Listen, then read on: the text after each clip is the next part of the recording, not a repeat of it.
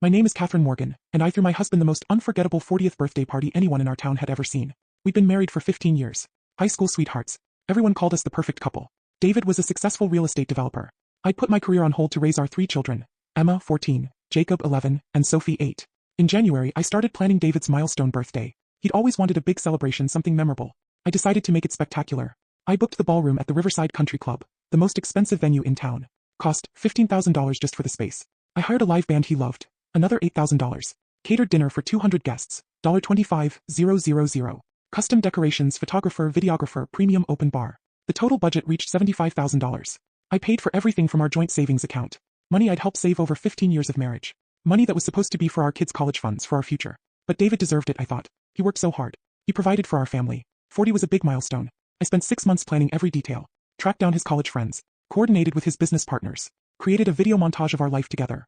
Wedding photos, baby pictures, family vacations. I even convinced his estranged brother to fly in from Seattle. The party was scheduled for Saturday, June 15th. On Monday, June 10th, 5 days before the party, I was cleaning David's car.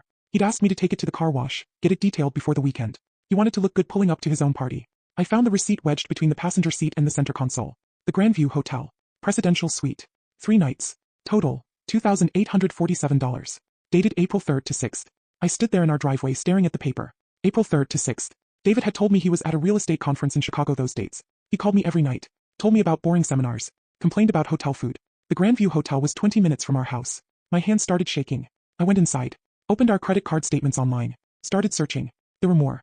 The Grandview Hotel, March 12th to 13th. He'd said he was visiting a property upstate. The Grandview Hotel, February 8th to 9th. He'd said he was meeting investors in Boston. The Grandview Hotel, January 15th to 17th. He'd said he was at a conference in Miami. January, February, March, April. 4 months of lies. 4 months of hotel rooms 20 minutes from our house while I tucked our kids into bed and believed my husband was working hard for our family. I called the hotel. Asked to speak to the manager. I'm calling about reservations under David Morgan, I said, keeping my voice steady. I'm his wife. I'm planning a surprise for him and I need to verify some information. The manager was helpful. Too helpful. Oh yes, Mrs. Morgan. Mr. Morgan is one of our regular guests. He books the presidential suite quite frequently. Usually requests champagne and roses. Such a romantic. Roses.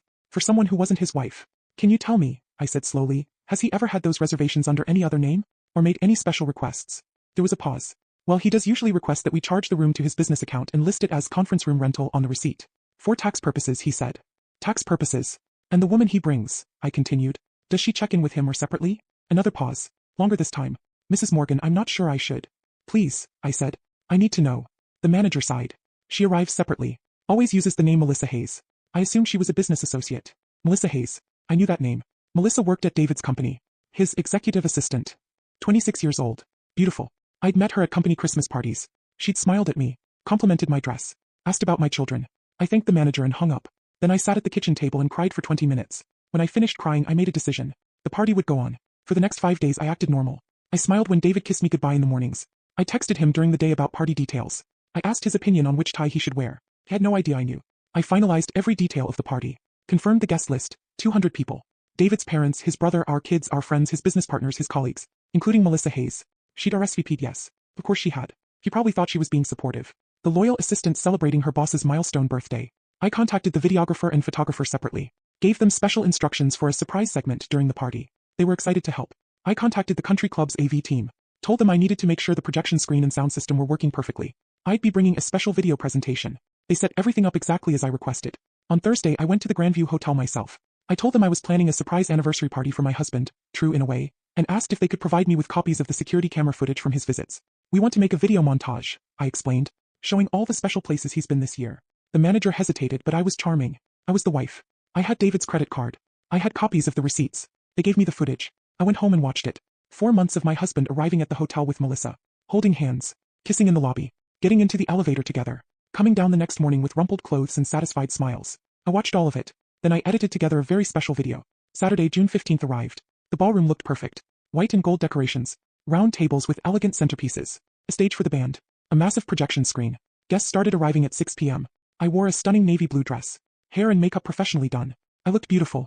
I wanted to look beautiful. David arrived at 6:30, acting surprised even though he'd known about the party for months. Everyone applauded. He grinned, shook hands, hugged old friends. Melissa arrived at 6:45. Simple black dress. She gave me a hug. This is amazing, Catherine, she said. You did such a great job. I smiled. Thank you, Melissa. I wanted it to be unforgettable. Dinner was served at 7 p.m. filet mignon and Chilean sea bass. The food was incredible. At 8 p.m. I stood up and clinked my glass. The room went quiet. Thank you all for coming, I said. It means the world to David, and to me, to have everyone here tonight to celebrate this milestone. David smiled at me from his seat at the head table. Proud. Happy. I've put together a special video presentation, I continued.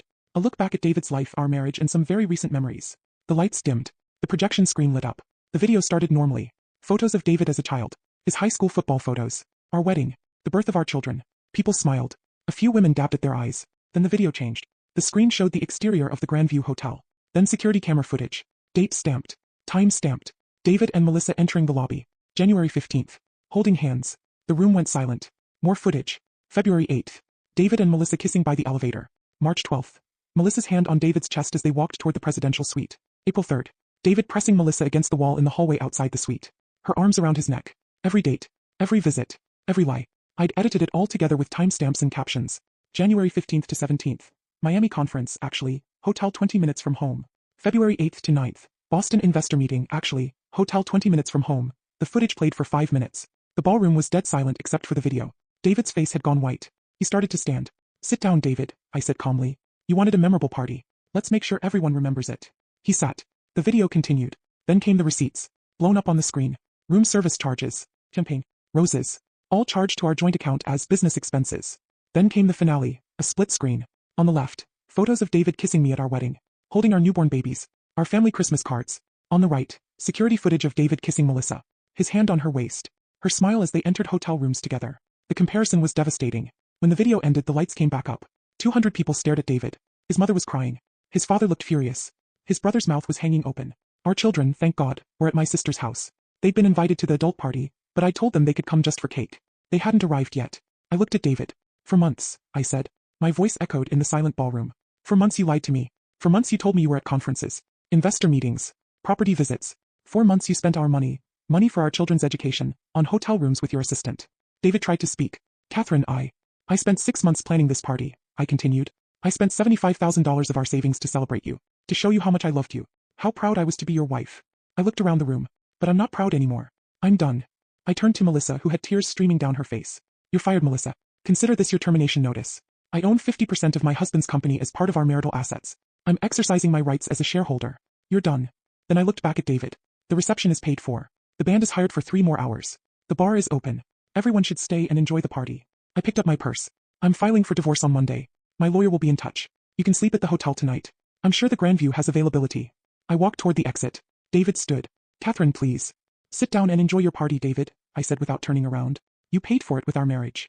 I walked out of the ballroom. Behind me, I heard the murmur of 200 shocked voices. I got in my car and drove to my sister's house, where my children were waiting. The divorce took 8 months. David tried to argue for reconciliation. Said it was a mistake. Said he'd end it with Melissa. He'd already ended it. She'd moved to another city the week after the party. I didn't care. I got the house. I got primary custody. I got 60% of his business assets. My lawyer argued that his fraud and misuse of company funds justified it. David's reputation in our town never recovered. The video had been seen by everyone who mattered in his business and social circles. Clients left. Partners distanced themselves. His parents apologized to me. His brother called to say he'd testified in my favor during the divorce proceedings. The party cost $75,000. But I got $2.3 million in the divorce settlement. Best investment I ever made. 2 years later, I'm remarried. To a man who treats me like I deserve to be treated. Who would never dream of betraying me. My children are thriving. They split time between houses, but they know the truth. They know their father lied and cheated. They know their mother stood up for herself. Last month, I saw David at our daughter Emma's high school graduation. He looked tired. Older. He tried to talk to me. To explain again. I smiled politely and walked away. Some betrayals are unforgivable. But some revenge is worth every penny. If you like this story, do subscribe and like and do comment to let us know what type of stories you like to hear so that we can make up those. You can also share your own stories if you want them get uploaded along with your pick.